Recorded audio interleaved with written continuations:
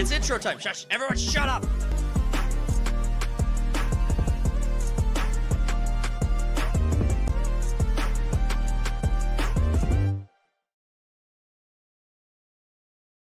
What's going on, main characters? It's your boy Talks Too Much with Third Party Studios. Welcome back to the channel. In the studio, we have the boy, the one, the only. Well, wait, are you the only? The only boy in this room? Yeah, probably. Screw you.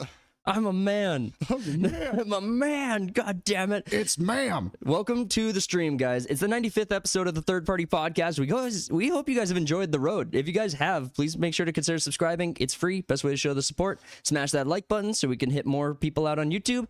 And we are paying attention to the chat, so come hang with us. If you guys have questions or anything you want to throw out at us, make sure to do so. We'll be paying attention to it, and we'll see you guys talking. So we have a lot to get into today. We have several major stories that have broken this week to go over for sure. But before we jump into that, let's warm it up. Cody, what have you been up to nerd-wise this week? Nerd-wise? What have you been nerding about, dude? Fucking nothing. Are you serious? There's no way you haven't been nerding out a lot. I got into Oblivion. Ooh, finally. Yeah, it's kind of going down a rabbit hole right now with it. Because I didn't play the original. Well, I dabbled in it when it came out. You're a dabbler. And I would have been like, what, fucking 12 or something. Yeah. But, yeah, no, it's good. Fucking looks great. Feels great. I think you said something about it being better than Skyrim. And then I was like, combat-wise, I tuned you out instantly. I was like, fuck that guy. He doesn't know what he's talking about. Well, Skyrim has soured in my eyes over the years. Yeah. Like when it came out, obviously it was huge. Everyone was playing it. It did a lot for the industry. But over the years, I just don't like the game anymore at all. It has almost zero replay value for me whatsoever. Well, when you can do, this is the thing I don't like about Bethesda RPGs, is that like they'll give you a bunch of factions and shit, and you can do everything in one playthrough. Right. Like you can join every faction. So there's absolutely zero benefit to going back in, trying it again, because you got just about everything you wanted out of the first experience. All right. Unless you're role playing hard, where it's like my character wouldn't join the Dark Brotherhood, so I'm not going to do that. Right. So you have to put your own limiters on it. But so, I mean, when I was playing Skyrim and I was trying to find a way to like re-enjoy the game, get right back into it, my biggest struggle was I wanted to play with the mods. I thought, okay, well, the mods are going to give me some of the experience, something new to look forward to. And then I added the DLCs and I was completely detached. I speed ran to where the DLC content was going to kick in, and I was looking for the mods, take advantage of it, and I just couldn't hook. I just couldn't get into it. Plus, I played with a lot of Lord of the Rings mods, and it was pretty cool then. Oh, I believe it. I expected probably would be. One of the biggest mods I'm looking forward to is when Bannerlord finally gets the Kingdoms of Arda mod. I've been paying very close attention to the Lord of the Ring. That Kingdoms of Arda is a very big, people are very excited for this mod. It's a Lord of the Rings based mod. You won't be able to finish it anyway. Well, I mean, because my game keeps crashing. Yeah, absolutely. I'm hoping that with the new DLC that's coming out in June, that I'll have maybe that bug will get fixed, and maybe I'll be able to return to streaming Bannerlord back on the channel. Because honestly, me doing a regular Let's Play stream, I mean, YouTube doesn't really reward the Let's Play community that much anyway. But I just loved running a Bannerlord campaign. If it wasn't crashing, I might even still be playing some of the original campaigns we were going through. Definitely the Bob campaign. Oh yeah, the Bob. Blood for the Blood God. Blood God. Yes. There's the Bob campaign, the Assassination campaign, the Realm of Thrones, the Game of Thrones mod campaign. That was the one you broke with the dragon, pretty much. Dude, that dragon was OP. I will never do that again. I love the dragon so much. If you're playing Bannerlord and you get the Realm of Thrones mod, lock down the dragon as early as possible. The rest of the game is complete cheese. You could be just one guy. You'll win every fight. There's no way to lose. Who needs an army? So Oblivion, how far can you get in that game? I mean, in a week. I mean, can you? Well, I haven't been playing it consistently. I'm like 10 hours in or so. Sure, but I mean, But I've done like 1 or 2 main story missions. The rest is just side shit, dungeon crawling, shit like that. Exploring and finding all the cool shit. Yeah, when I played Skyrim, I tended to put the game on an easier difficulty, just so you're not. But the combat feels better in Oblivion, to where I'm playing, where it's like each dungeon you're barely making it out alive. What did you think of ESO? The MMO. MMO? Yeah. It's an MMO RPG, retard. It was pretty good. It was very story driven, which that's what got me into Star Wars: The Old Republic, how story driven it was. But Star Wars is more of an RPG. ESO is just you're going through the paces and then There's no choice making really. My biggest frustration in ESO was the rendering was so bad. I actually got lost outside of the tutorial area. I got into the map for the first time, and I've somehow found a volcano area, kind of a volcano hilly mountainous area, and the rendering distance was so bad I got lost, and I could not tell what direction to fricking go. Now you could say like, well, that was back on the Xbox One, wasn't it? Yeah. You could say skill level, like player skill. You're just blind, bitch. Yeah, definitely human error on that part. Sure, I'll take that one. I'll absorb that one for sure. But I will also say that was the reason I quit, because at some point I do want to just sit down and enjoy the game. I don't want to have to become a cartographer in order to understand how to escape the tutorial area proper. Yeah, So- that was the only MMO where, because I don't play a lot of MMOs, but it was the only one where I actually took part in like the PvP thing. Yeah. Where it's like each like faction or whatever against each other trying to control whatever the objective was. There's like 3 factions and they all fight each other over the goal. And it was like a days ongoing thing. Yeah. It wasn't just one game and you're out. So I got to tell you what I've been up to. So I watched all the way through a new anime. Well, I don't think it's new. It's been out for I think a while, but it's on Netflix. 2016 movie poster. The anime is called Your Name, and it's a drama romance anime, and it's actually got this really cool like plot idea inside of it. So I don't want to spoil anything. It gets really difficult not to spoil, but ultimately you have these 2 characters who keep switching bodies and don't know who each other. They don't know each other. They have absolutely no relation. They're on different parts of they live in different parts of Japan, and it unveils to sort of this weird context where you are now at 2 different points in time as well. So they know each other across time and across geography as well. So they learn a bit about each other by leaving messages, but they're living each other's lives for a day at a time. The logistics of that is a fucking nightmare. Dude, it is. Well, I mean, so these 2 characters keep switching bodies. They have no idea who each other is or who their friends are or what their social circles are. So they just go and for a day at a time live each other's lives. And It's Freaky Friday. Yeah, it's really good, dude. It's such a deep story, and I actually absolutely loved it. I thought it was so good. I would, if this was a live action film and you had good casting choices for it, the story elements of this alone, I mean, forget the genre it's in. I mean, because I know this is not your cup of tea when it comes to anime, and I mean, the romance drama is not your genre in anything, but I mean, I would say this story, the dialogue, the way they did this was probably a contender for movie of the year if it was in a live action sense. I thought this movie was amazing. Well, I mean, it's got to check all the boxes in order to be a movie of the year. That's what I'm saying. It's got to be all DEI and all that. I would say, dude, it's as well. You have to have a gay composer. We needed Yasuke in it, but I thought the score was great. Yeah, I thought the score was awesome. I thought the characters were really well put together. Dialogue was good. I thought the characters were doing really well playing their circumstances out. Like, you had all these awkward situations because they didn't understand the circumstance they were put in. And so a lot of that plays out in really fun ways, and I just thought it was a great story. You should be watching Mobland, is what you should be watching. This, honestly, I will say Mobland, yes, it's on my list, but I do not regret this film at all. It was an awesome 2 hours. I thought it was so good. Yeah, I think I started it at one point. Do you think so? Back in the day. But you know what also I've been watching, though, is Andor. Andor? On Disney Plus, you know, that site that everyone loves. Oh, Andor's it's my favorite. Yeah, it's the only good Star Wars thing Disney's put out. I just finished season 1. I'm starting up season 2, and I really like it. It's a mature take on Star Wars. It's not all like, although season 2 starts out with like a lot of quips and funny shit, almost marvelized itself. Right. But it takes itself very seriously, and I enjoyed the hell out of it. You know, Ryan Reynolds proposed to Disney that they should do a rated R Star Wars project. Yeah, he Lucasfilm floated the idea. It's like, you should take a risk on one. Yeah, be a risky man. Be the sneaky man. All right, we do have stories to get into. We should start here. So, let me make this a little legible for you guys, the audience. We got an article from Geeks and Gamers website. We have Doomsday and Secret Wars delayed. Surprise. What is your take on... Okay, before we dig into the article, what's your take? What is your thoughts on just the idea? Oh, I'm not surprised at all.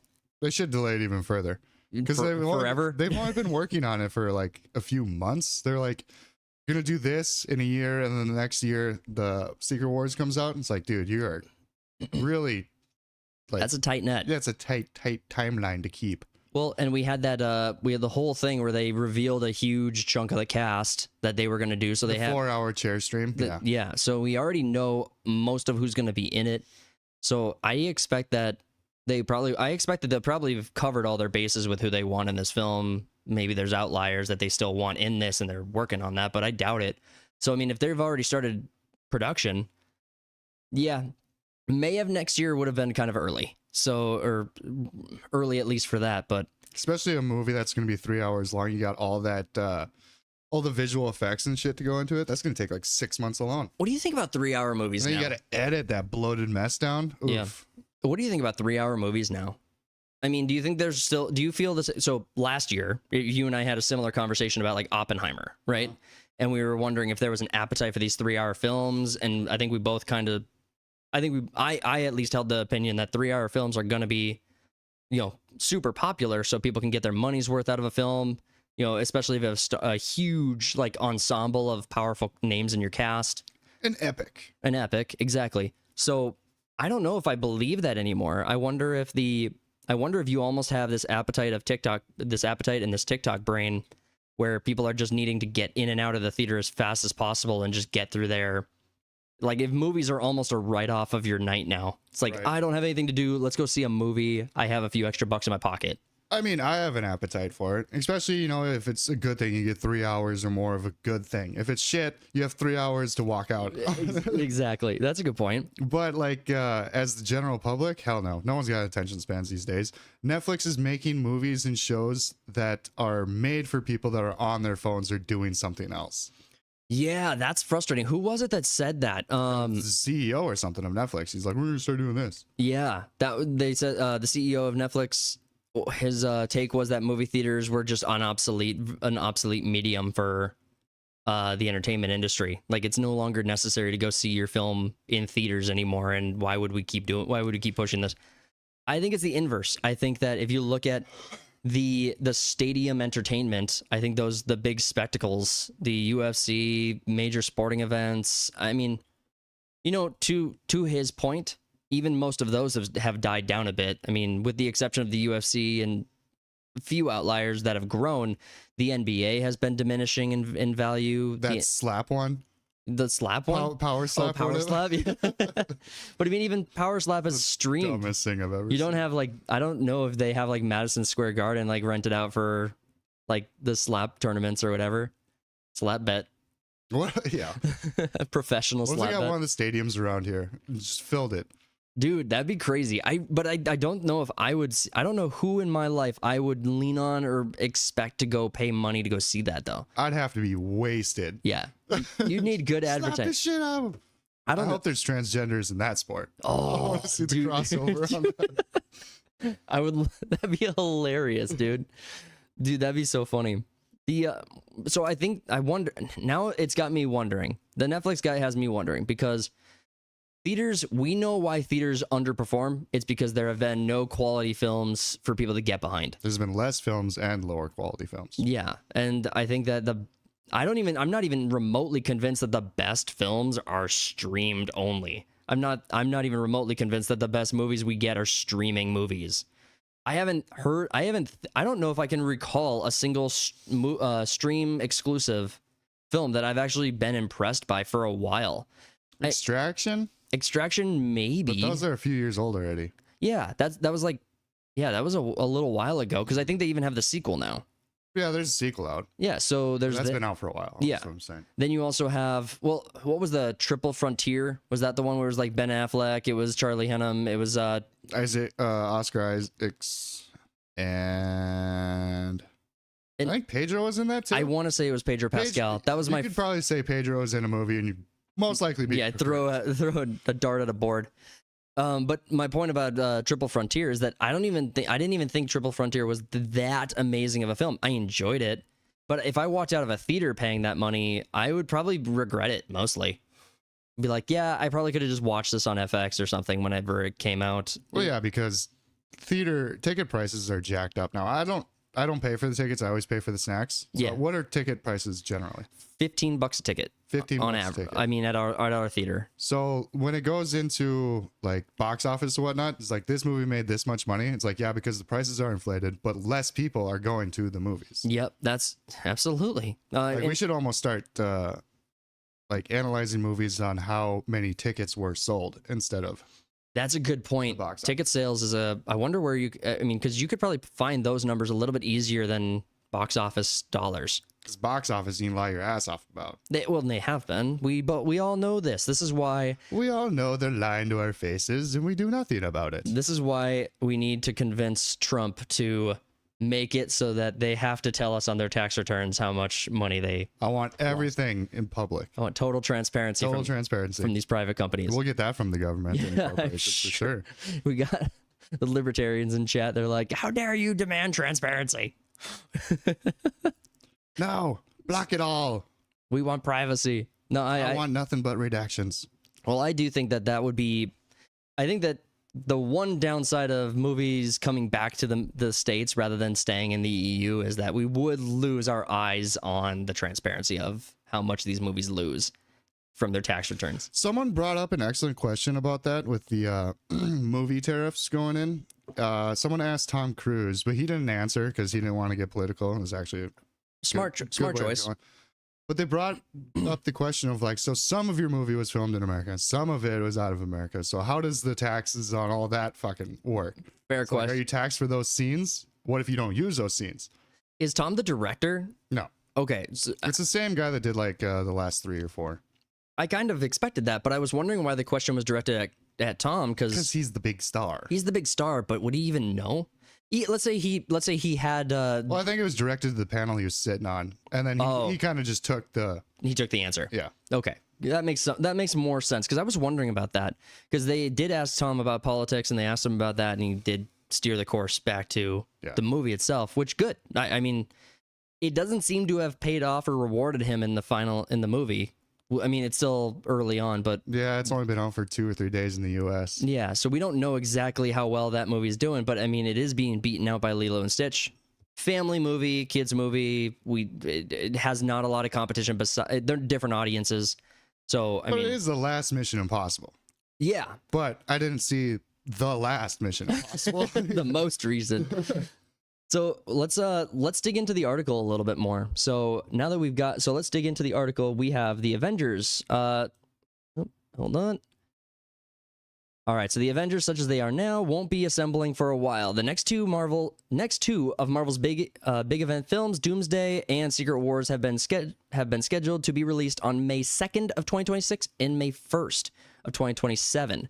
Since they were announced at Comic-Con last July, but today Disney announced that the films will be pushed back 7 months each. Doomsday to be released in theaters on December 18th of 2026 and Secret Wars to be released on December 17th of 2027.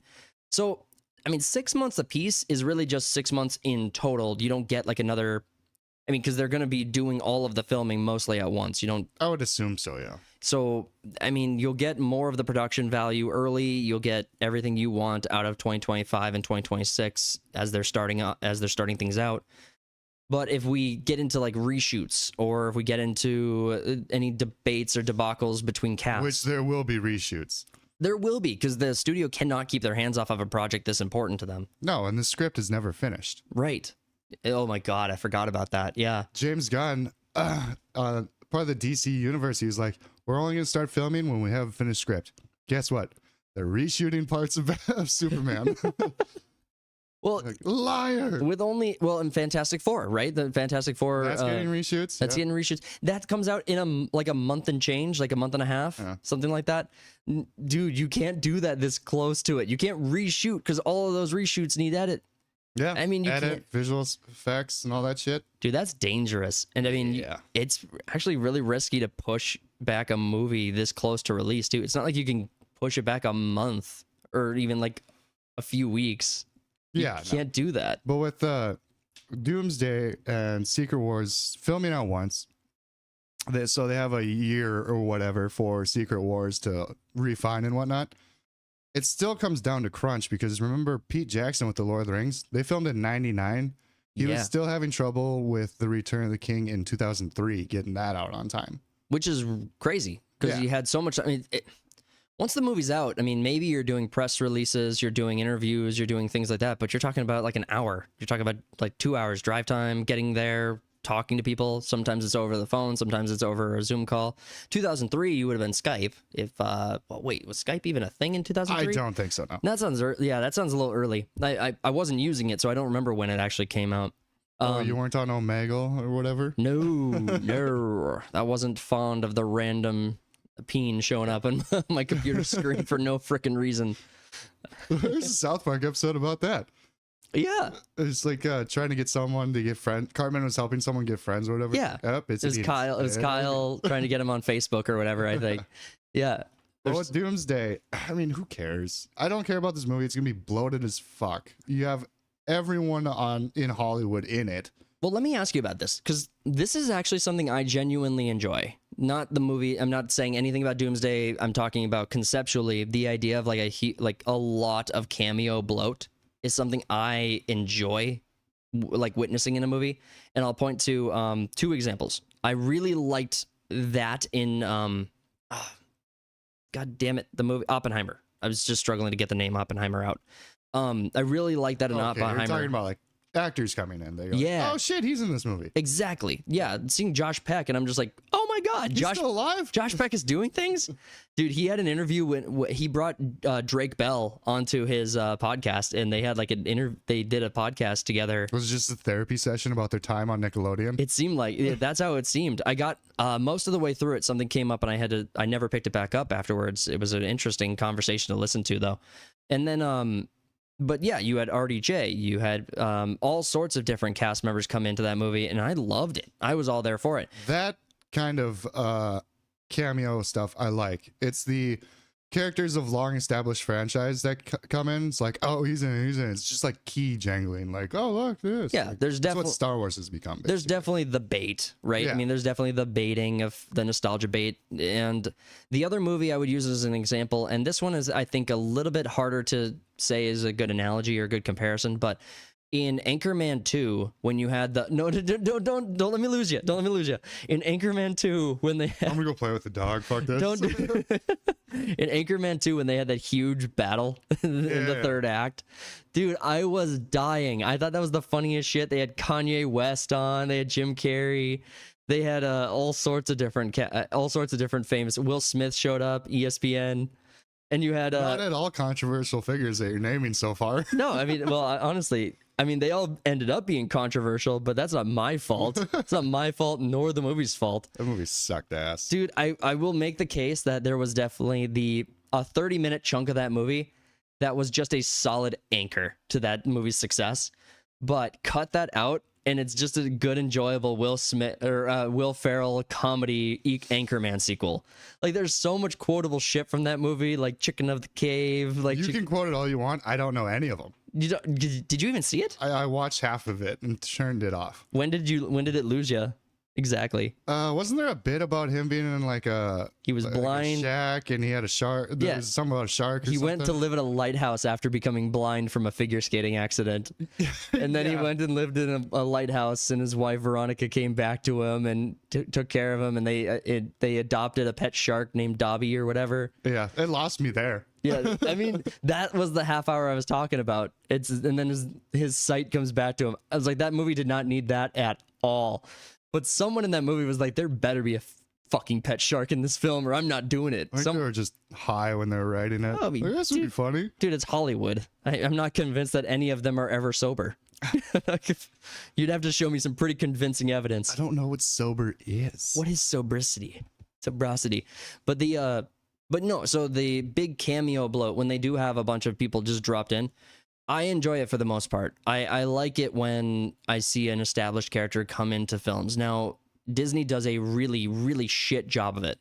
But if you rewind and just look at like the early 2000s, and whenever you were gifted a cameo or a cool crossover happened unexpectedly, those were pretty peak moments, and they weren't done to draw people in. Usually they were a subversive surprise. Yeah, like They weren't a marketing ploy. Deadpool and Wolverine probably did it pretty well. Like you get Blade, which he hasn't been Blade in 20 some years. Yeah. It was like, all right, awesome. Elektra. It's like, that was random as fuck. She had one movie in her early 20s. Well, and then she was in Daredevil. She was in Daredevil, and then she got her own movie. Yeah. But and then Channing Tatum as Gambit. It was like, all right, that's fucking hilarious, dude, and it was so good too. I still have issues. She's gonna be in Doomsday. I have issues with the costume, but I am excited to see him continue to perform in that role. But like with Doomsday, and also like you could say it happened in Endgame too, where it's just you're dropping copious amounts of remember this. Yeah, that's all this movie's gonna be. Well, and Avengers is one where it's almost always been like that though, and we were able to enjoy it with other Avengers movies. So like, I'll point to Age of Ultron as a good example, like, or even Infinity War when you get dropped in characters and yeah, it's like you go from one scene and then it's like space, and then you're like, oh, the Guardians. You are expecting it though, because unlike so Deadpool and Wolverine, one comparison I'll make, and this is kind of the point I was getting to, was in Deadpool and Wolverine, when they drop in Elektra, they drop in Blade, they drop in Channing Tatum, and they keep doing this with all these other cast members. They were doing their absolute best to hide it before the film released. They didn't put them on the flyers. They didn't do a 5-hour live stream of the chairs, making sure everyone knew who all was going to be in this movie. It's like making sure every character that was going to be in this movie was prominently displayed in advance. They didn't do that in Deadpool and Wolverine, and they haven't. Well, and you got the subversion of Chris Evans coming in. Everyone thinks he's going to be Captain America just randomly in it. And it's like, oh no, that's right. He was fucking Johnny Storm. Yep. And honestly, if he comes in as Johnny Storm again, I'll be so hyped. Wait, well, now he's dead. Yeah. Now he's been actually murdered, so that they don't have to worry about it. And they got their own, which having Chris Evans have played 3 characters in the Marvel universe would have been a little bit meta. Just change him into another fucking character. Yeah. Well, I mean, they were going to do Captain Hydra, right? I mean, they're like... Well, they still are. Yeah, so Nazi Cap is going to be a thing. Nazi Cap, Captain America, and Johnny Storm. Like, you were going to have 3... This one guy have played 3 characters in the Marvel universe would have been kind of meta as shit. Which is crazy. It's crazy. But you know what's kind of interesting is, as you look at, like, the licensing of these characters, this is kind of like looking at a merger or a big contract signing played out through the lens of if these characters were like fighting in a movie. So you have all of the different IPs on the paper, and you have 2 CEOs passing papers back and forth, signing them, and all of these represent battles in the movie that are going on. So you just have crossover after crossover after crossover. IP versus IP. All pulled in. And we're going to keep talking on the article, but I wanted to just point out to this other one. So Marvel Studios confirms Avengers Secret Wars will end the multiverse saga, which... Praise be to Marvel ending the saga. I think it's pretty obvious how that's going to play out. They're going to get through Secret Wars. They're going to have a big fight, and basically they're going to have some law or rule that basically decrees that these universes are no longer accessible, or someone's going to pull some multiverse magic out of their ass and basically put a lock on the universe so either it can't closes it off or kills all the other ones. Yeah. Which they've been doing. They've been setting up TVA with like nuking timelines before. So they could do that. Because we got the Fantastic Four, they're in their own universe. They got to be brought into our quote-unquote universe at the end of their movie. Yeah. And then, yeah, hopefully this fucking ends multiverse bullshit. Well, and Tom Hiddleston's Loki is the savior of the timeline, the sacred timeline or whatever. Your savior is here. Yeah. What a good movie. What a great character. Tom Hiddleston was very much... I heard he did really, really well in Loki, so I won't critique on that performance since I haven't observed it myself. But I always thought his character as Loki was... I didn't think it capitalized on how good his acting quality was. I think he did a good job in the role. I just think he should have been able to do a lot more with it. I think his character should have stood out even more than it did. Likable as he was, I don't think we got a lot out of Loki. He gets plenty of screen time in the Thor movies and whatnot. Yeah. I mean, but screen time does not equal, that doesn't equal what I'm talking about, right? Like, I'm talking about his character should stand out for his acting quality, but instead it stands out because it's Loki and Tom Hiddleston's a recognizable face. Like, you wouldn't say that the Loki character really tested Hiddleston's ability to act at all. No, but that's all across Marvel. That's every character. Well, RDJ, Chris Evans, played himself. All of the Avengers characters, I would say, got the most out of their characters. Even Scarlett Johansson got a lot of range out of her role. I mean, shit, you could say that. You could say that Fury, Tom Holland as Spider-Man. All of these roles tested these actors for the most part. Yeah. But I mean, Loki's character is not really. It's just like, I don't really have an argument against it. Sure. There's no, like. It's a weird expectation to have. Is that what it is? It's like. Well, I won't even say it's a weird expectation to have. It's just, it's Marvel. I kind of agree with Scorsese when he says it's an amusement park ride. Yeah. It's not to quote unquote like cinema. Right. I would say that there are moments where they can act, yeah, and that's what I kind of divert to, as I would think that Tom Hiddleston as Loki really got maybe like 2 moments in the entirety of his run where he stood out with great acting, which was, his death in Infinity War, and then he died. Yeah, his death in Infinity Spoilers, War, and then maybe Jesus. Ragnarok. Maybe in those 2 films you could make a case that he got to test the range of his abilities, but not even really. But that was just my point on that front. But them ending the multiverse saga, I think it's going to be, they're going to either, I think nuking the other timelines would be huge. That would be so Kill them good. all. Take all of the, what are they called? Anchor beings or whatever? Like So it's just like to have a montage of that Logan thing again. Well, but he's the anchor being in every universe, and you just montage of someone killing him in every single one. Well, okay, so if RDJ was not the anchor being for the sacred timeline, don't think about it too hard. I'm not. They don't even know what they're doing. Okay, but I was like, how did all of they took like 50% of the entire universe with Thanos snapping his fingers.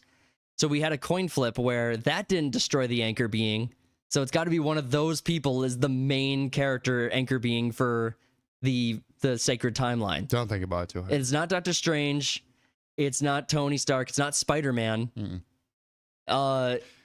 It's Pete from Deadpool. Oh, yeah, that's right. That's right. Oh, damn. I saw him in a show or movie recently where he's barely. I think he was in a Black Mirror episode, and I'm like, is that fucking Pete?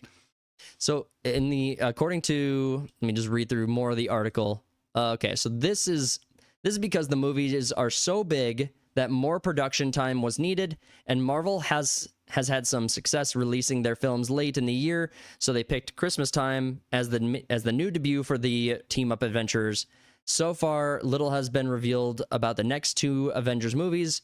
We know most of the cast from the tedious featuring chair, with cameo from Robert Downey Jr. will return as Dr. Doom. The story, it goes on to talk about like Kang the Conqueror and that whole debacle, which it wasn't too late to save him. As soon as you realize that whole legal kerfluffle ended up being a nothing burger, you could have brought him back. I don't understand why they chose to just. I think everyone kind of realized though that they didn't even know where they were going with Kang. So okay, he's not an intimidating antagonist anymore because he's beaten in 3 other movies beforehand.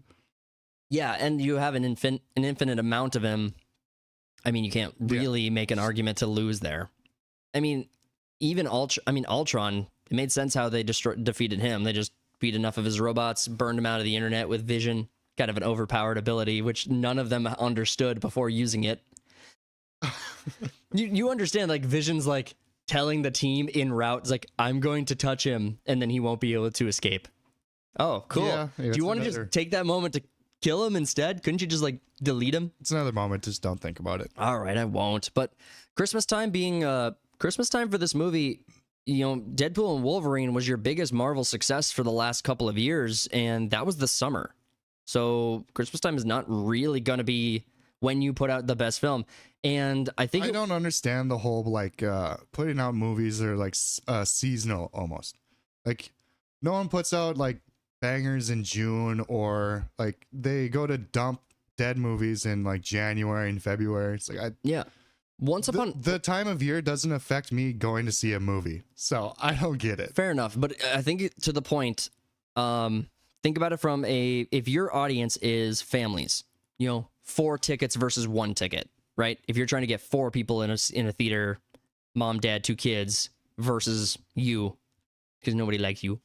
I'm okay with that. Ain't nobody love you.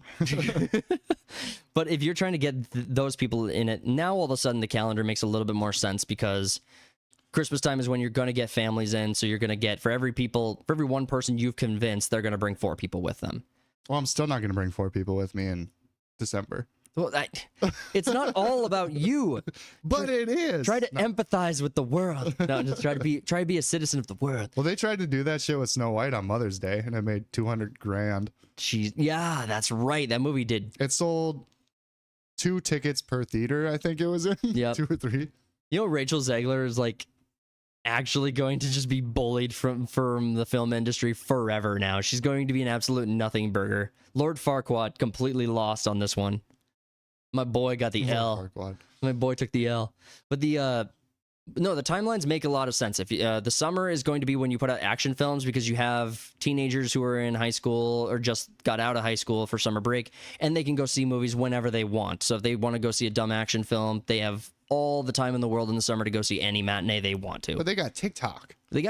So I mean, yeah, might see a little bit of mobility there. But my point was that Deadpool and Wolverine just blew money like crazy out of its pockets, and Disney wants to move to the opposite end of the calendar, to the summer, or I'm sorry, to the winter. Crazy. I'm not crazy. I'm not convinced that's a good idea. But I mean, if you need the additional time to produce it, that makes sense. Also, we had the schedule with Spider-Man, I think, comes up later in the article to conflict with that. So, we got a little bit more in the article to keep going over. We're not going to go over the entire thing, but just a few more points to cover here. So, let's be real with the whole, there's such big movies that Disney and Marvel want to make super duper extra special with sugar on top. Sure that they're the best they can be is pure spin. If Marvel gave a damn about the quality of their content, they wouldn't have had a 5 years of pure garbage we're finally almost done with. Yeah, I don't think we're done with it. No, we're not even. We're not even close. Even if we get to 2027 and Secret Wars comes out and it is the end of the multiverse, we're not going to see any success, or that's not going to matter too much. So that means that there's a lot. Okay, so continuing, that means there are a lot of actors' schedules that have been accommodated because many of these people are busy with other films. Then there's Spider-Man Brand New Day, which is not only supposed to shoot this summer, but is, or maybe was, scheduled to arrive in theaters on July 24th, 2026. So that would have been 2 months after Doomsday.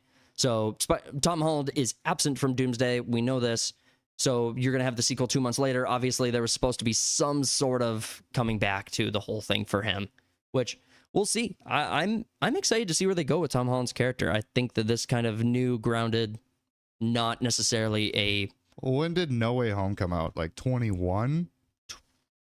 I thought it was like 2020. It wasn't. I didn't think it was long after Endgame. But I could be wrong there. I'm going to keep reading. You pull that up. Scheduled to arrive in theaters July 24th, 2026, taking place between Doomsday and Secret Wars. Now at least one of those things is no longer possible. Marvel will either have to delay Brand New Day until sometime in 2027, which will almost certainly cost them still more money, and retool the script so that it takes place before Doomsday. Make no mistake, the reason for this delay is this is a major headache for Disney and Marvel. Yeah, I mean, Spider-Man No Way Home came out in 2021. Yeah. That was 4 years ago.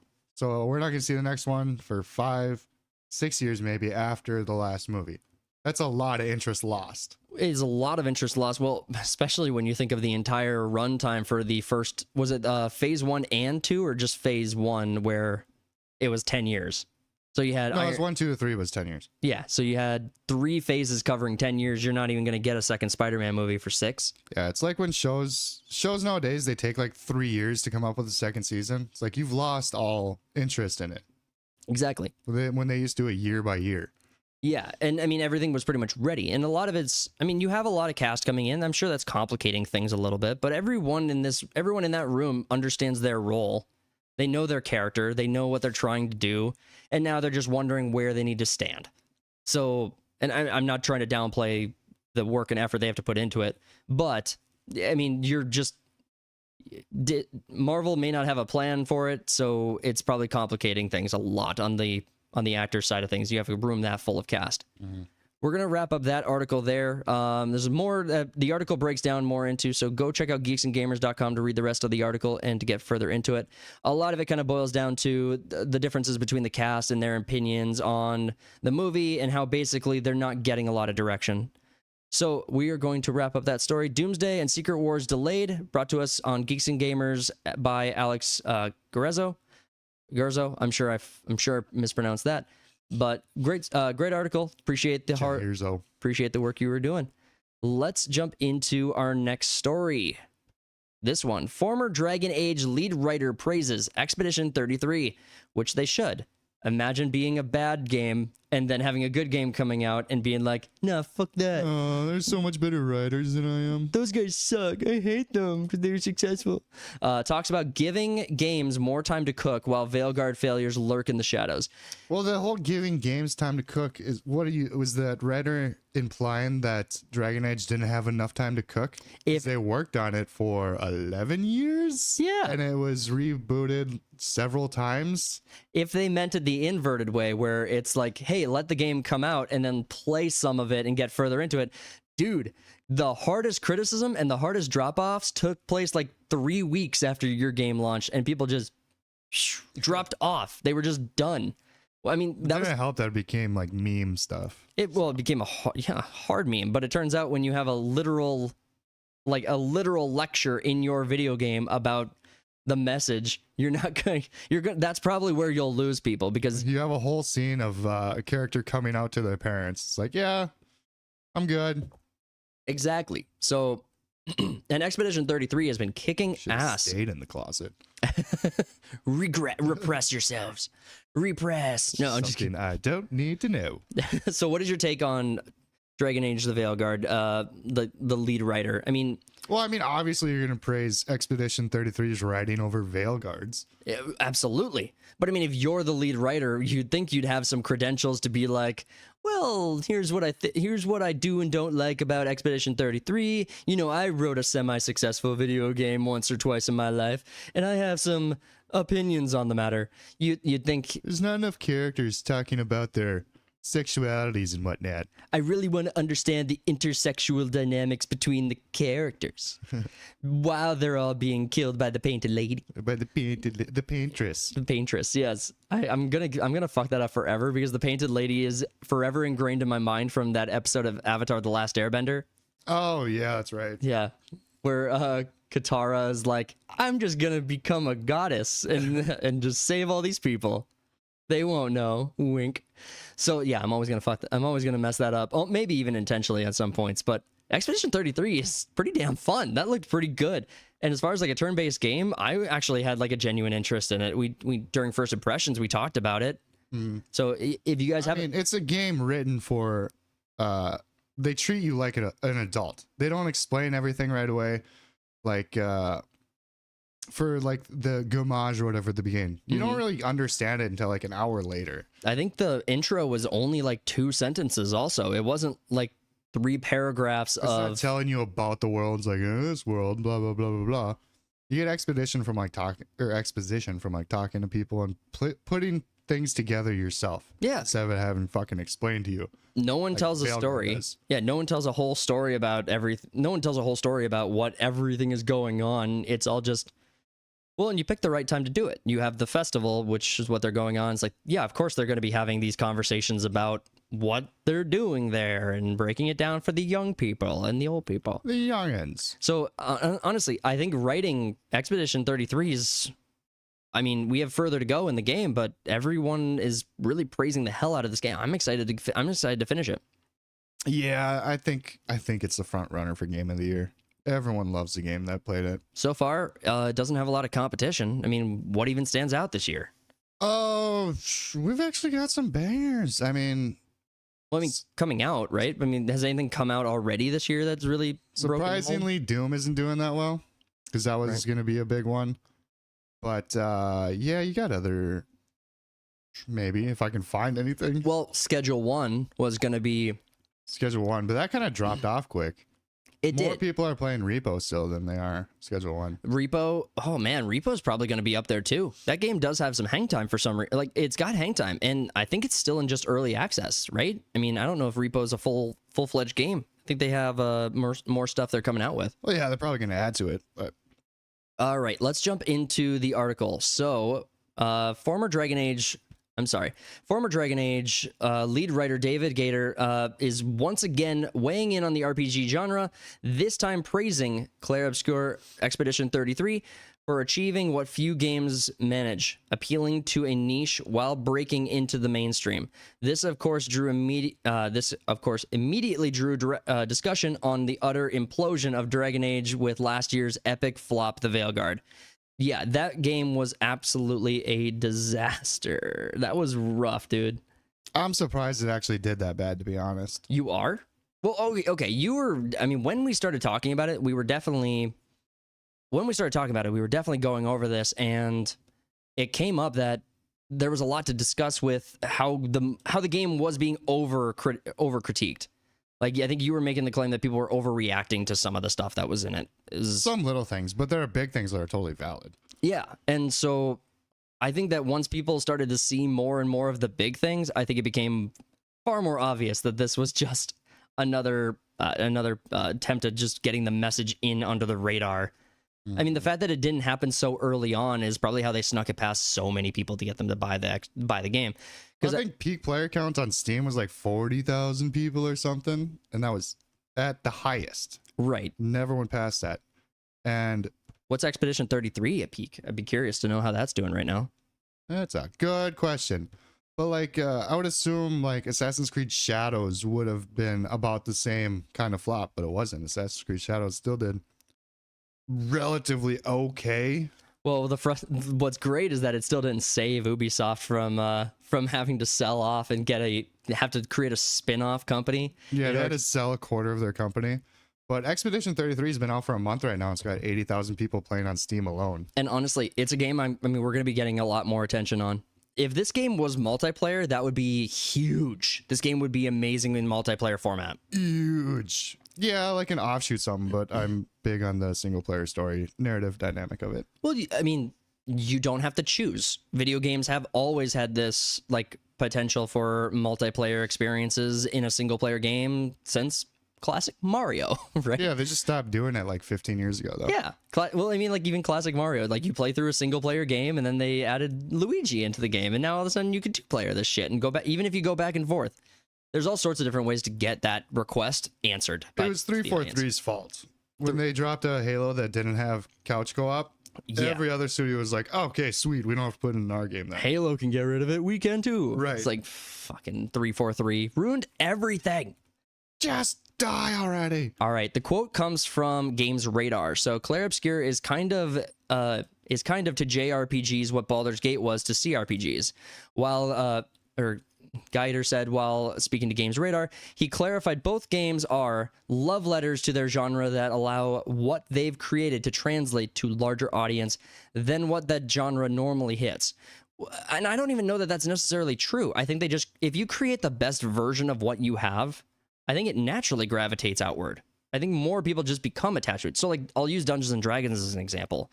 So what I would argue is peak Dungeons and Dragons experience is what Critical Role created, where they created their live stream. It was a very low budget, low production value, but amazing story, phenomenal characters that the cast cared about, and just a lot of investment, like a lot of passion and investment from Critical Role.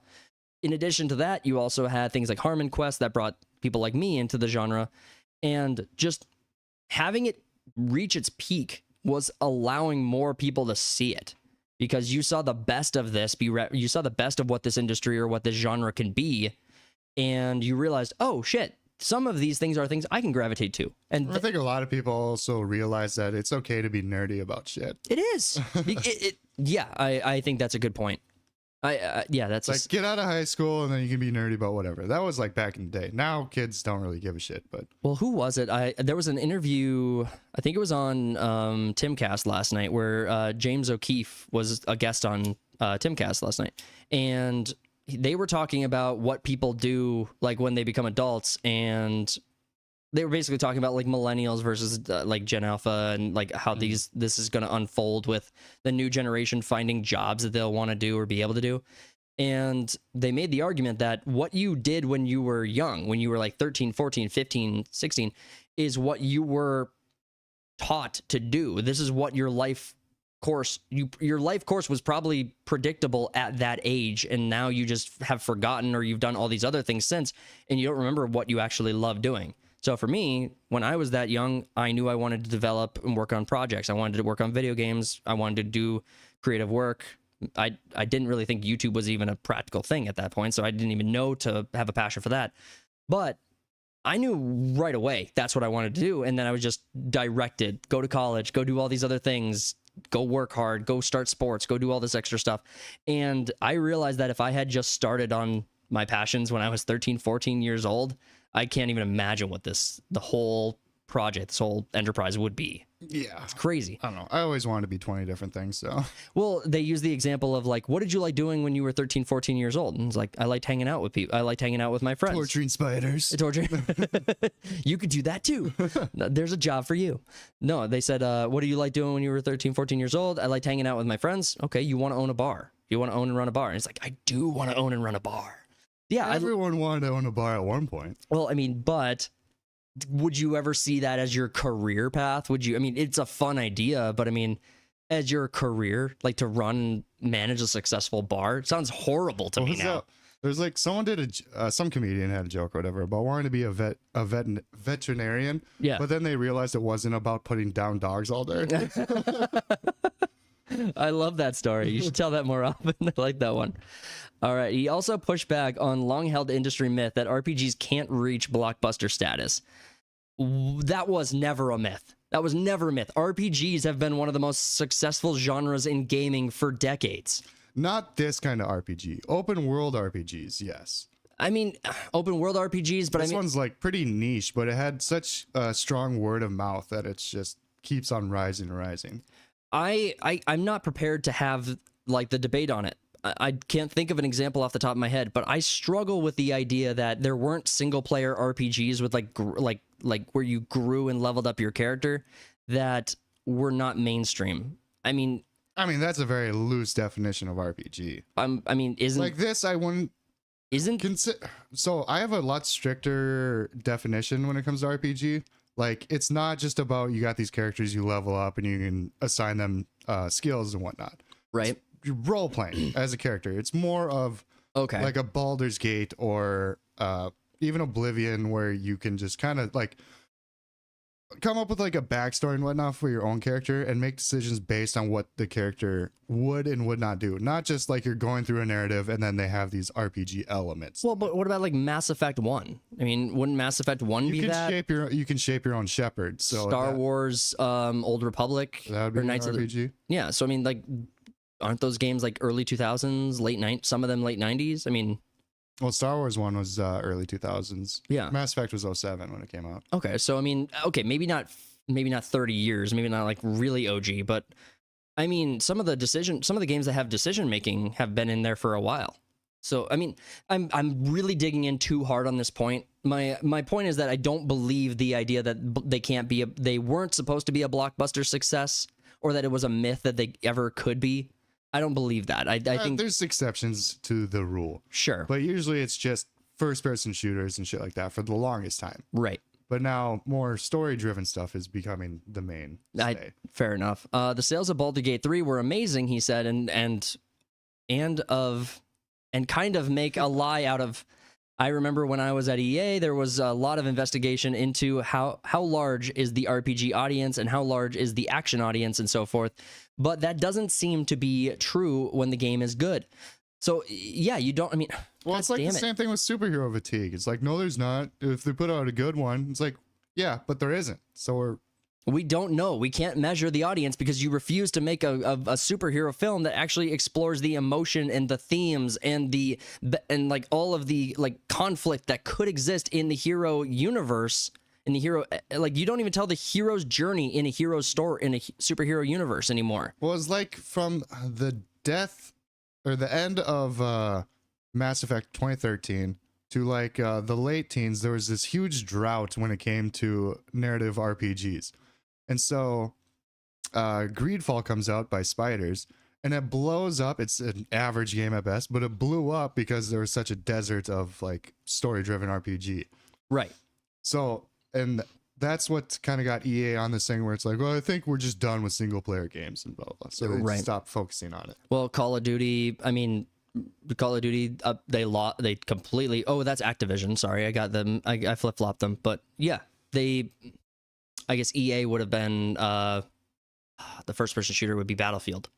Star Wars. Dude, they ruined I'm not gonna go on a tangent. They ruined Star Wars, like Battlefront. Absolutely horrible. Oh, I mean, Battlefront 2 is pretty good now, but it took fucking 5 years to make it good. After being one of the biggest like gaming controversies ever, where you hit, like, this is when paywalls were starting to become really talked about. Loot boxes and stuff. Loot boxes, yeah, and they were the best example for corporate greed inside of video games you possibly could have referenced to. Until today, where now they're just buffing the prices of consoles, they're buffing the prices of games, and I would argue diminishing the quality of games, I would say. Yeah, there's no real heart to it. Exactly. Like going back to Oblivion again, it's like it was made in 06, 07. Mm-hmm. It's like there's a charm to it then. Now it's just everything's kind of corporatized. Can you look up this guy's filmography, or this guy's like roster? David Gator, G-A-I-D. Gator. Gaider. I want to know what other projects he's been a part of while we're kind of reading through this. How do you spell it again? David, spelled normal, Gaider.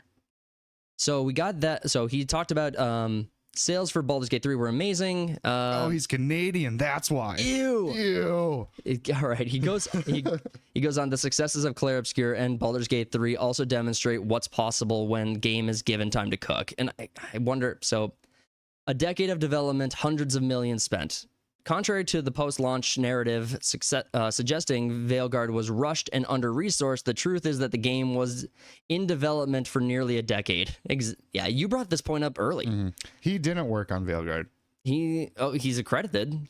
He did all the other Dragon Age games. Okay, maybe. Well, so it's like a Dragon Age alumni kind of thing. Former Dragon Age lead writer, yeah. So he didn't do Veilguard. But he's got Baldur's Gate 2, Neverwinter Nights, Star Wars: The Knights of the Old Republic, Dragon Age Origins 2, and Inquisition. So he's got good stuff. I spent most of this time shitting on the guy. Yeah, but I mean, he made Veilguard. Yeah, because I thought he was directly attached to that and misunderstood. So the article did a good job of actually being clear. I just did a bad job of understanding it. Misinterpretation. So early 2015, 2016, early conceptual work begins. Then you have 2017, 2018, or late 2018, development begins, and then continues. The project is rebooted as Morrison, redesigned with live service elements. Yeah, that's when EA was wanting to turn everything live service. Yep. Following the critical success of Jedi Fallen Order and the commercial failure of Anthem, EA reverses course and allows the Dragon Age team to strip the live service framework. Full production resumes. That's 2021 to 2024, and then we get the game. So, given time to cook, absolutely like diabolical interpretation of that, though. I mean, they had so much time to do it. Not a time problem, priorities problem. I agree with that. I think they definitely did not understand what they were trying to do, and I think they had a lot of misunderstandings about how big their target audience was for the message. Yeah, it's like, oh, these games aren't doing that well because these types of games aren't doing that well because you've been putting out shit. So it's like once you put out something good, everyone fucking gravitates towards it. Exactly. All right. It talks more about the different parts of the production framework, but a franchise on the brink. Let's cover this part of the article. So, despite favorable reviews for from some access media outlets, Veilguard was met with little to no player interest. Viewer counts dropped rapidly. Steam user reviews painted a different story than the press. By most metrics, the game failed to reignite the franchise and may have even sealed its fate. It killed it. That's a good question. You're a Dragon Age fan. Where are you at with it? I mean, does the franchise continue? Are you going to be excited about the next one? I don't even know where you go with the story at this point. They flubbed it. So it would have to take place in a different age, pretty much. Mm-hmm. You'd have to go forward into the universe, but the lead writer for Veilguard also has a lot of bangers under his belt. Did all the Mass Effects. He was also in Dragon Age Origin and in Inquisition, and then he wrote Veilguard. And I think it was more like a writer's room thing that always fucks everything up. Instead of having a lead writer that actually makes everything, you have a bunch of retards putting their... Or is this the Kathleen Kennedy effect, where she's the heir apparent to George Lucas, and she was quote unquote a producer of all those good movies, but then you get her into a leadership role, and all of a sudden everything under her command just is an absolute disaster. Yeah, I mean, it states that he was a writer on all these, but like he has a senior writer on Mass Effect and a lead writer on Inquisition DLCs. Fair. I mean, fair enough. Continuing on, meanwhile, Claire Obscure, developed with a fraction of the budget and a far less fanfare, has soared to overwhelmingly positive reviews and strong early sales. Baldur's Gate 3, nearly 2 years after its release, remains one of the most played RPGs on Steam. Both succeeded not because they chased trends, but because they respected their genres and their audience. Yeah, they had a singular focused vision. I mean, with Expedition 33, you had 33 people sharing the same vision. Yeah. On this project. When it comes to like BioWare or Ubisoft, you have thousands of employees and thousands of people making decisions and doing shit all the time that don't even like, some people don't even want to be there. It's just the job that they have. Well, in Baldur's Gate 3, like, I don't want to work on this project. And Baldur's Gate 3 won Player's Choice Awards for gaming for 2 years in a row, related to like the player's experience, like just the customer experience for Baldur's Gate 3. And even just this spring, like early or like late winter, early spring, they released a new patch that gave an additional like 12 subclasses to the game. I've been meaning to dive back in. I mean, the game is ridiculously involved and has so much that they do for the fandom. And Baldur's Gate 3 is a game that if Baldur's Gate 3 was the only video game that existed within a 10-year lifespan, let's say there were no other video games and everyone had a console in their home and it was free and it never broke. Let's say government provided consoles. Exactly. Let's say all of that is the case, and Baldur's Gate 3 is the only video game you could play. You would have the potential to run through that game and never play the same experience more than once because of all of the different options they have. You have the same like Act 1, Act 2, Act 3, so the storyline would become predictable. Miss giant parts of the Act 2. You can. The game is immense and so involved, and you get to create a character that actually the choices feel significant for. Yeah, and it's still very popular 2 years later on Steam. 95,000 people playing right now. It's number 12 on Steam. Well, and I don't think you'll have the exact same, I don't think you'll get the same experience from Expedition 33 because you're playing as kind of a cast. Yeah, they're not branching paths or anything. Exactly. Like, so, I mean, you'll get a different experience, and it's turn-based, so it's a different genre almost entirely. So, yeah, there will be limitations, but Expedition 33, I think, has a real chance of getting contender for the year. I think it's going to be huge. I mean, we almost gave it a pure 5. I think our score is going to come to like 4.5 out of 5 on that when we finalize the first impressions video. Yeah, I mean, for me, you got to be in a mood to play it. I get that. Yeah, it's definitely. It's not just sit down and be like, oh, let's do this real quick. I mean, Bannerlord is one of my favorite games, and that's the same case for me. Like CS2 is a game I could sit down whenever and just play a game. But there are some games I like a lot more that I'm invested in like that. The lesson that Geider accidentally reinforced. So David Geider may have been speaking broadly about what makes a great RPG, but the implications of his comments for Veilguard are unavoidable. The game had time, it had money, and it had recognition. What it lacked was focus, respect for its roots, and the creative leadership willing to put story and gameplay above political messaging. And I don't think we need to downplay the fact that there was messaging in it. There was, and it's unavoidable. Veilguard. Well, it tends to happen when the lead designer for your game is was dude. It was dude. It was a them.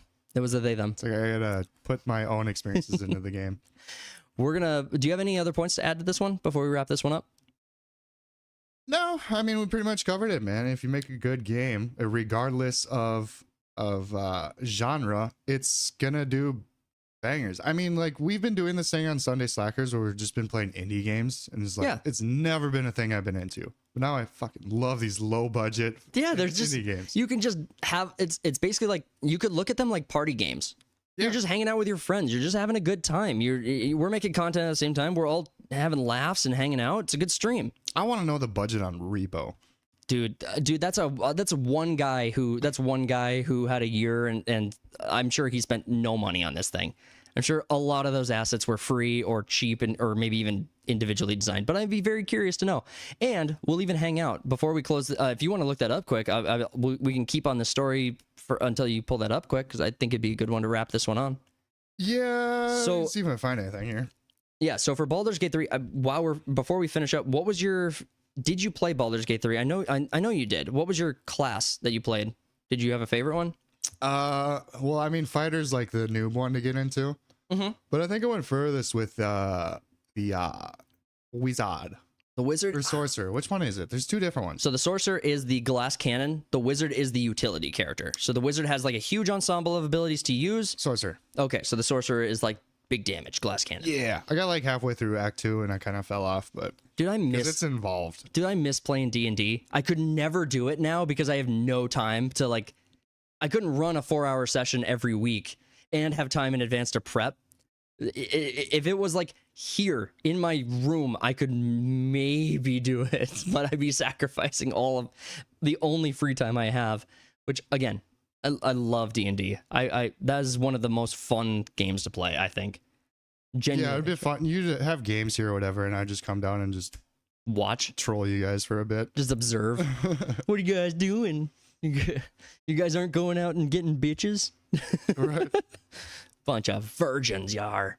Yeah, I'm not really finding how much it costs to make or how many people made it. That's because you're not using ChatGPT. No, just Ah, kidding. shit, that's right. You know what? We're gonna. ChatGPT knows all. Well, we'll wrap up the article there. Former Dragon Age lead writer praises Expedition 33, talks about giving games time to cook while Veilguard's failure lurks in the shadows. An article at That Park Place by Marvin Montanaro. Dude, great work. This guy is amazing. He does really great detailed work. The breakdowns were awesome. So really good article. Thanks so much for producing and creating it. Let's move on to our next story. We are going to be talking about South Park. South Park is joining a new streaming service, but there's still big questions. And this article was written last week, but we have more to cover, where we have Artie Raccoon Reviews on X, who broke down the story and actually gave us a list to review. And before we spoil any of that, I want to get your thoughts, Cody. Where are you at with the move? I mean, what is your take on the story? Move doesn't really affect me much because I have both HBO and Paramount. So HBO Max. HBO Max. Max. No, that doesn't take effect until July. It's okay, so just Max. Okay, it's just Max. So do you want to be the most wrong, or do you want to be kind of wrong? It's like, no, but to your point, yeah. I mean, and all the new stuff from South Park has already been going to Paramount. It's been moved over. Yeah. And cloned. Whatever they're doing, like some random long episode that just drops. Right. South Park was probably one of the strongest reasons why people were thinking that Paramount was going to be bought, or was going to sell Paramount Plus over to HBO Max. So that was probably one of the main reasons that people thought that was going to be the move when Paramount was talking about selling. Yeah, you'd think so, but we had the subscriber numbers last week, I think, and I don't remember how well Paramount was doing against HBO. It was in like last place. I think it was like tied for like 8 out of 10. It was in like the very bottom half of the top 10 list. So Paramount Plus, and I was really surprised by that, because Paramount Plus is where some of the best content exists. Oh yeah, Paramount's only 20 million behind Disney Plus. No, Max has got 99. Okay, gotcha. So I mean, they're not far away from each other, but I think it was like Netflix was like 220 million. 270. Yeah, it was up there. So, but yeah, so you'd think Max or someone would acquire Paramount, but they're doing rather well on their own, I think. how many subscribers does Tubi have? That's not on this list. Apple TV's at the bottom of 25. Wow, that's a lot lower than I thought it would be. A lot lower. They don't really have anything either. They don't. I mean, I haven't explored their catalog as much as I have the other ones, so I can't really say one way or another if it's worth it. I know that I've gotten recommendations from other people, from you, Severance, or some of the other programs, but Silo. Haven't finished season 2. So yeah, Apple should sell. I'm just kidding. Apple's not selling. No, it's just a pet project for them. They don't give a fuck about their streaming service. Well, the fact that they make like almost a 200% profit on every phone, and they dominate the mobile market, means that they could probably afford to keep subsidizing their Apple streaming service until a few others give up. Paramount. I got like a bone to pick with Apple users. I don't like. I don't get it. I don't like Apple, like, at all. I think that, like, the fight to get Apple into the US, I'm like, dude, fuck them. Like, anything we can do to, like, keep them out, it would be better for me.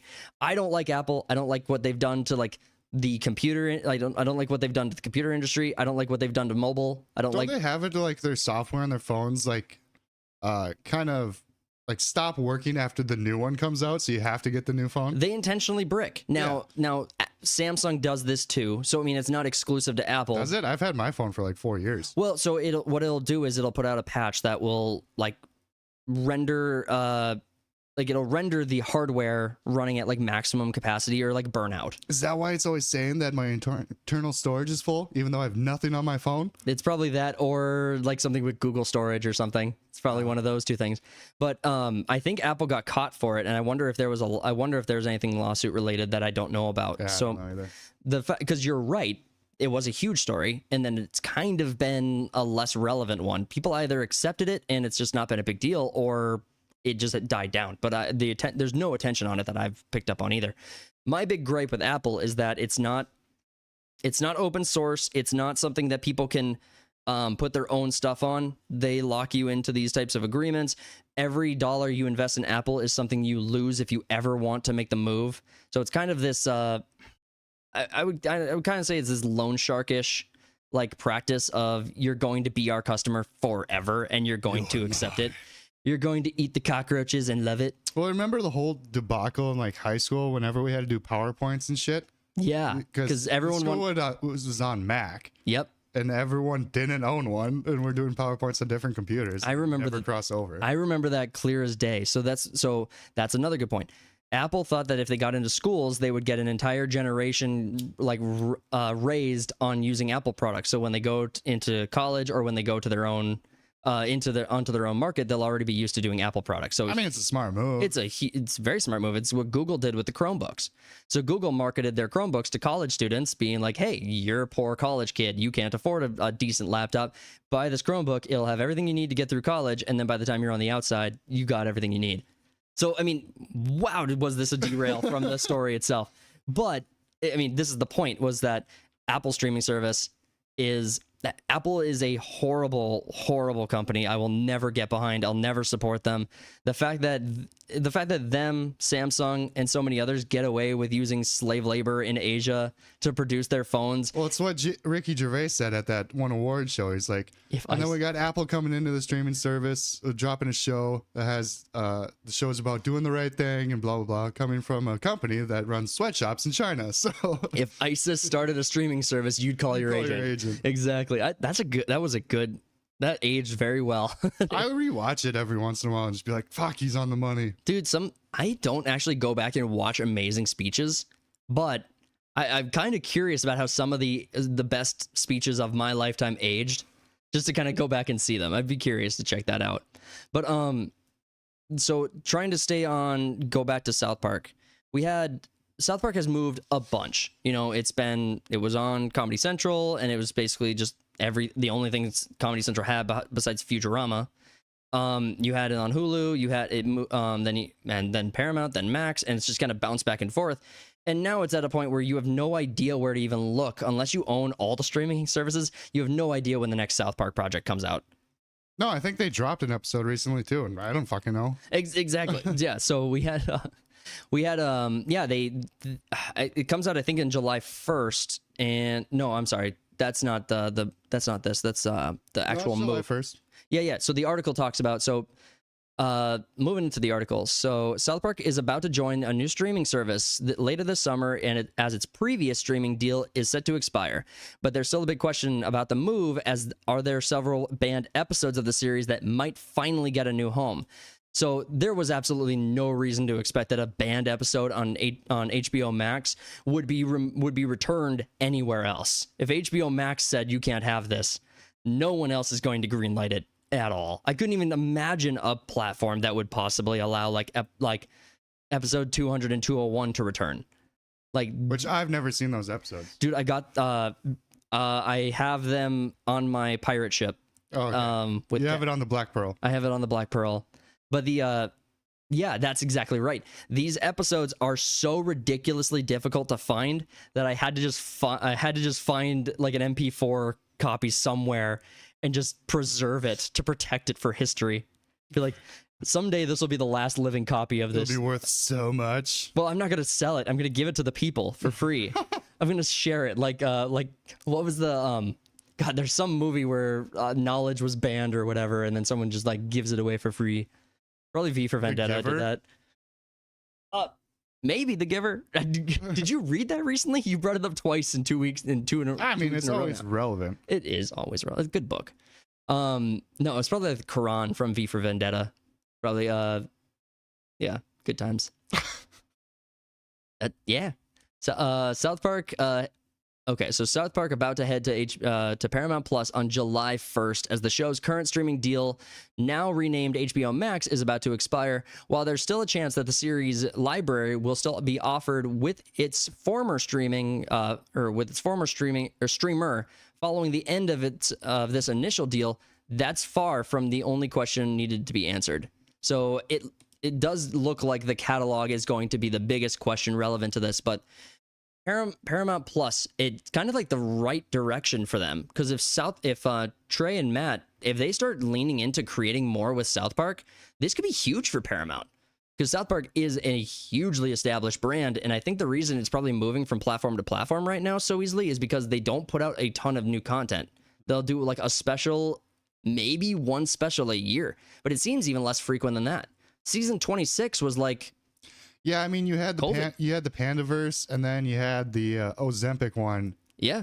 And that's the most recent one I remember. I think that might be... No, I think the Pandaverse was more recent, because that covers the Kathleen Kennedy and the Disney stuff, and the Ozempic one was the last one. Was after that. Okay, I might have them flip-flop. Guarantee you. They're both good. I'm never wrong. They're both great episodes. All right, let's move over to X, where Artie Raccoon, thank you so much for putting this list together. Guys, if you're on X, go follow him. Go give him a follow. Tell him Third Party sent you. The post we're talking about here is when South Park finally arrives on Paramount Plus in the US on July 1st, the following episodes will be banned from their streaming service. So we have, it pretty much covers almost every season up to season 18, but I'm a little surprised they haven't banned anything since season 18. You're right. I don't even know what would be the controversial ones in there. I mean, I don't either. Means that I don't really care. It's like, what controversy? Aunt Jemima, the Aunt Jemima with the food pyramid, when they're messing with the food pyramid, and Cartman's like, fuck, I want pancakes. I barely remember that. There's so many episodes. I think it was the gluten episode. I think that's the gluten episode where everyone's dick's flying off. You can't not remember that episode. I remember that episode, but okay. I think it was earlier than that. Well, it's like if you're trying to get rid of Aunt Jemima and she's in that episode, you got to get rid of her. So the episodes we got broken down are Big Gay Al's Big Boat Ride, Terrence and Phillip in Not Without My Ass, Pip, which I'm okay. I don't like the Terrence and Phillip stuff. Pip, Great Expectations. I think that if I'm remembering that one correctly, that was like Pip's like standalone episode, and that was actually really good. I thought that was a fun episode. Super Best Friends, completely understand. Yeah, I get it. Totally understand. It shouldn't be, but I get it. Yeah, it's not like you have to make the argument to me again. Like, I've heard it before. You're an idiot, but I get it. But yes, it's yours. I mean, I always thought Trey and Matt did a really good job of standing up for South Park when it was like on television. They always fought really hard to like make sure everything got produced. But it really seems like, I don't know, I don't want to talk down to them at all, because I really respect them. I really respect what they've put out and what they've done. But do you feel like they've really stepped back? Like they've really taken like a not interest, like a they're not as interested in making stuff anymore, or am I misinterpreting the lack of content? They've been really busy with Casa Bonita. Oh, that's right. They started their. They actually they bought that restaurant in Denver, somewhere in Colorado, anyway. Yeah. And they've been spending millions of dollars just getting that place up and going. And it's been taking up a lot of their time. I completely forgot about that story. That's a good point. And you were right. Gluten-free Ebola was season 18, episode 2. I didn't realize it's like season 18. When was that? Season 18 was in 2014. Well, here's the thing. That was a long time ago already. You know that there's like a lot of shows I just fall asleep to. I'll throw on in the background. Yeah. Comedies are like my favorite thing to do that with because I love falling asleep laughing. So like I will probably watch / listen / fall asleep to South Park, the entire show, maybe once a year. I've done that a few times. Yeah. Where you just go through the entire catalog. Yeah. It's just, you could throw it on in the background. It's you've seen every episode, so it's not like you miss anything if you fall asleep, and you could start wherever. So it's I have a pretty good understanding. If you gave me just names of episodes, I might have a pretty decent understanding of where it falls. Or just say something that happened in it and be like, yeah, exactly. Or I mean, I can picture the episode enough in my head, and South Park has gone through so many art revisions or art style improvements that you can, if you can see it in your mind, you might have a better idea of where it is. So people like Snipeaholic Tyler, he can't. He has no idea. He'll have no idea. Jared has AIDS. Great episode. Great episode. This one and the next one, Simpsons did it. I have absolutely no clue why those two are banned. There's absolutely no... Jared has AIDS absolutely has no justification for being banned. I don't get it. Like, even I mean, is it because Jared was found out later to be a PDF file? Maybe. Maybe it has something to do with California legalizing that you don't have to disclose that you have AIDS to someone. I mean, maybe, but I mean, is that why they... Bonkers, by the way. Is that why they'd ban it? Oh, yeah, just transmit a disease like that. Anyway, that's a whole thing. Passion of the Jews, I understand. I don't get, but I understand. Is that the one where it's like, they're raping him? No, this is, this is that Passion of the Christ came out, and... oh, yeah, no, I was thinking Deliverance one where they're Indiana Jones. Yep. This is where Cartman kind of radicalizes South Park. Yeah. Into the, Yeah, he gets his Nazi costume on. Juden. Yep, exactly. And then he tells Kyle to go watch Passion of the Christ, and he goes and horrified. He's sitting in the theater nearly alone, like with only a few other people in the theater. And he's like vomiting on himself. It's so terrible. Yeah, he has a crisis of faith. You got F'd in the A. 2 days before the day after tomorrow. No justification. You can't justify that one to me. There is nothing in that episode remotely controversial enough to justify being banned. But they're taking climate change and kind of making fun of it. Well, here's the thing. They didn't even have Man Bear Pig in that episode. Oh, true. There's no Man Bear Pig in it. It's like, if there's not going to be Man Bear Pig, they're not making fun of climate change. If anything, they're like, oh, hey, global cooling didn't happen. So it turns out, like, we're not all going to just die over it. Like, The Day After Tomorrow is actually a good film. I actually enjoyed The Day After Tomorrow. Dude, we watched it so many times back when it came out. I loved it. I enjoyed it. I have a fond memory of it. It has almost no rewatch value because turns out watching people run away from cold is you can only really get that experience I like how once. they make fun of that in that episode where he falls behind her and he's like, no, don't kill me, it's coming. Trapped in the Closet.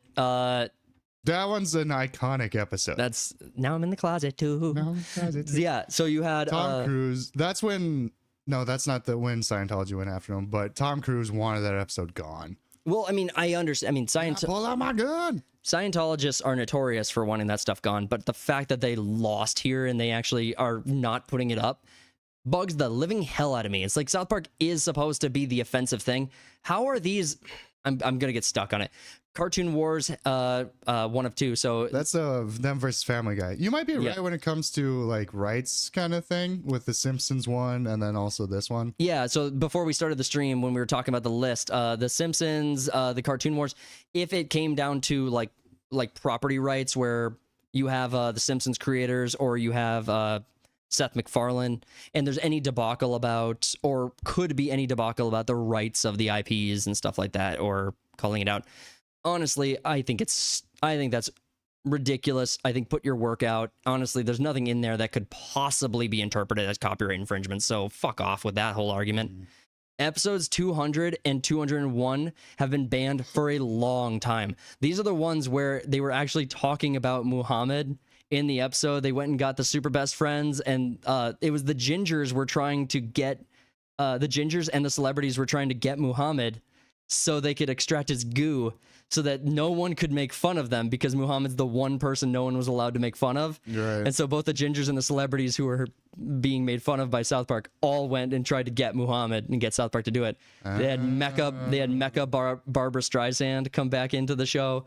Dude, these are the peak. This is, if you ask me what the best South Park is, it's these 2 episodes. I might make the argument that it should be the informative murder porn episode is the best one With the cable guys. the cable guys. That's yep. You might catch me and get me to say that is the best one, but as part of like the entire ensemble, these 2 episodes alone are peak South Park. This is the best we had. The fact that it's their 200 and 201st episode and they didn't fight harder to keep this on television really bugs me. But I mean, the joke in the second episode is that they couldn't even say Muhammad in the second episode. They kept censoring the word Muhammad in the second episode. Dude, anyway, Chupacabra, Ginger Cow. I'm noticing a theme here. A lot of these are religious. Yeah, they have religious connotations. Yeah. So I'm surprised that the N-word guy one didn't get on the list when Randy's playing Wheel of Fortune or something. am I missing it? No, yeah, he's playing Wheel of Fortune. He's like, someone that bugs you, and he yells the N-word. You're right. I don't see it. It's not I was thinking maybe it was You Got Effed in the A, but no, it's not on the list. I don't think You Got Effed in the A. I don't even remember that episode. It's so vague. I mean, I'll have to look at. That's one of my favorite episodes. That's hilarious. Sorry, we were looking for naggers. Yep, Naggers. and yep, absolutely. He goes on to Artie says he goes on to say, I understand why 200, 201, and Super Best Friends will not be available to stream, but the rest are pretty good episodes that shouldn't be banned. Maybe Paramount is scared of Scientologists going after them, or are in cahoots with the cult. Who knows? This is the same company, mind you, that said they were against banning art.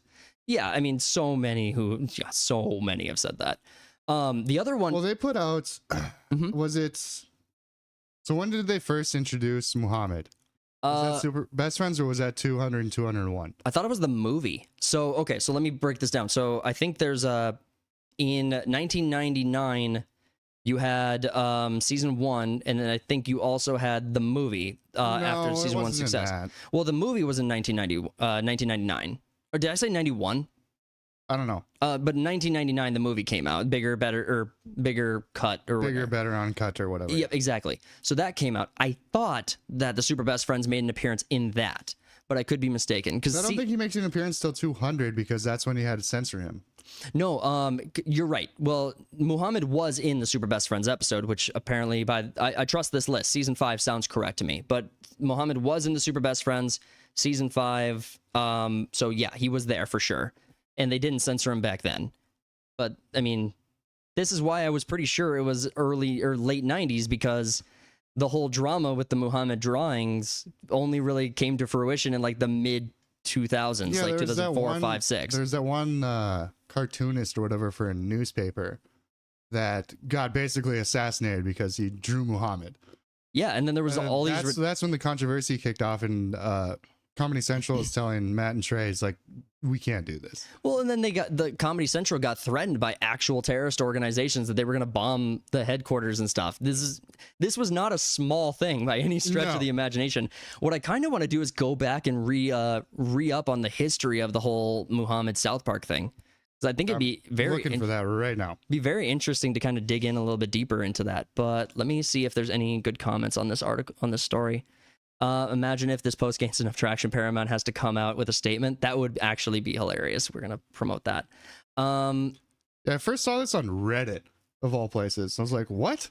Oh, here we go. We have a Sin Hoarder. Here's my rough summary of each episode's reason for being banned. That's a good list. Let's see if we can pull that up a little bit better. Big Gay Al's Big Boat Ride, fear of insulting the LGBTQ, Saddam Hussein. I forgot about that. Yeah, that actually makes some sense. That would be no clue. Maybe since this is the worst episode. Okay, fair enough. Yeah, everyone did not like Pip. Depiction of Muhammad. Okay, so Super Best Friends was the first. Yep. Miss Chokes on Dick's death. Simpsons already did it. I didn't think that was going to be it. Insulting. Oh yeah, that's with like the sea monkeys or something. Oh, the Sea Mans. Yeah, the sea people. Sea people and sea man equals society. Society. Insulting Jewish people, depiction of Weinstein brothers, insulting Jewish people, music copyright. Okay, so you didn't know that one. Hurricane Katrina tragedy. No. What? Absolutely. That's his guess. I'm not. I mean, he's doing the work. It's his guess. He's doing the work. I'm not shitting on him. I'm just saying. I disagree with that. That's not right. Insulted Scientology, Tom Cruise, depiction of Muhammad, insulting Jewish people, insulting Jews, Christians, Muslims. Well, hold on. It's the red heifer. That's the whole ginger cow thing. Yeah, It's a really good breakdown. The funny thing about Big Al is that it's pro LGBTQ. It was. So was the they never shit on gay people, really. No, they didn't. The Big Gay Al was like a stereotype, but it was meant to be a positive interaction. What about the episode where the bikers come to town and there's a gratuitous use of the F word, the F slur? They were correct in doing that. They were correct in doing that. I'm saying that one's not banned though. But what we're supposed to do is we're supposed to take these words that have power and we're supposed to convert them into something that has no power. So that way we can use the word without it absolutely breaking the hearts of everybody who's ever been oppressed in the world. Like, I'm not talking about a gay person when I say it, unless he's being one. Yeah. I think those were the best ones, best comments on this posting. But dude, Artie, great breakdown. But like, yeah, and the whole like banning episodes from South Park is so un-South Park. It is. Well, this is the thing. Like Piers Morgan has his show Uncensored, and then he's trying to censor people. He censors people. Yeah. Did you see Steven Crowder went on and then he actually said the N-word as part of like his breaking down the academic understanding of everything? You should have read the comic section of that. It still got censored. Everyone's on Crowder's side. Well, everyone has every reason to be. It's like you freaking hypocrite, dude. I can't that shit bugs the hell out of me. I've actually been trying to figure out a way that I can actually map out my own ideology and try to better understand my own arguments and points of view on things, so that if I ever started a show that said uncensored, I would understand what I would and would not be comfortable censoring. You know, I'm a pretty principled person. I mean, I wouldn't censor anything. It's a free for all. It's a free for all. It's Modern Warfare 2 lobbies back in the day. I suppose that you could make the argument. You'd fail. It's a bad argument. But you could make it if you wanted to say that, hey, uncensored is either going to remove it or YouTube is going to remove uncensored. So we can blame YouTube. Just put all the blame on YouTube. YouTube censored me. That's why. Well, it is YouTube's fault. I do wish that X was actually a platform that allowed for more posting of more videos. I wish X started to become that platform, because I think that was kind of an idea that they were wanting to do. Well, you can if you subscribe, if you're verified. So you can. If you don't spend any money, you can't do anything on their platform. So it's like if you're on Rumble, it's something similar with that. Anyway, we're kind of getting into the weeds on all of that. All of this to be said, guys, look out on July 1st. Getting us over to Paramount Plus will be a decent change, and I am excited to see what that looks like for South Park, and I am hoping that Trey and Matt come back to see a more frequent kicking out of episodes and show. If they're not going to do it, I hope they bring on a successor or someone who could bring South Park back to full production. Give us a regular seasons. If you want to give us specials, do that. But honestly, South Park is too culturally important to be left idle or left with this little content. Yeah. Have a little bit of consistency instead of just shadow dropping episodes willy-nilly. Exactly.